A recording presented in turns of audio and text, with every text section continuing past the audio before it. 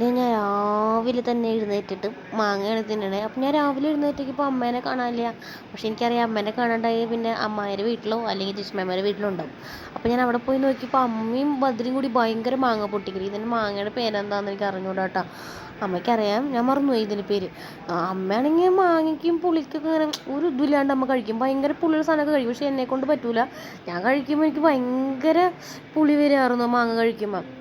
അതിന് ശേഷം ഞങ്ങളെല്ലാവരും മാങ്ങയൊക്കെ തിന്ന് പിന്നെ അവിടെ നിന്ന് കുറേ മാങ്ങ പൊട്ടിച്ച് അവിടെ നിന്ന് കുറേ ചീര കിട്ടി. എനിക്ക് ഭയങ്കര ഇഷ്ടമാണ് ചുവന്നച്ചീര പച്ചച്ചീരയൊക്കെ ഭയങ്കര ഇഷ്ടം. അപ്പം ഞാനത് കൊണ്ടുപോയി നടാമെന്ന് വെച്ചു. നമ്മുടെ പറമ്പിൽ അവിടെ കളച്ചൊക്കെ ഇട്ടുണ്ട്. അപ്പോൾ അവിടെ പിന്നെ കൊണ്ട് നടാൻ ഈസിയാണല്ലോ. അപ്പോൾ ഞാൻ കുഞ്ഞാറ്റൊരു വീഡിയോ എടുക്കുമ്പോൾ ചേച്ചി എൻ്റെ വീഡിയോ എടുക്കല്ലേ എന്ന് പറഞ്ഞു. പിന്നെ ഞങ്ങൾ വൈകുന്നേരത്തിന് എല്ലാവരും കൂടിയിട്ട് പാർക്കിൽ പോയി.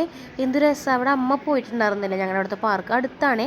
പക്ഷെ അമ്മയ്ക്ക് പോകണമെന്ന് പറഞ്ഞപ്പോൾ എല്ലാവരും കൂടി ഞങ്ങൾ വൈകുന്നേരത്തിന് പോയി.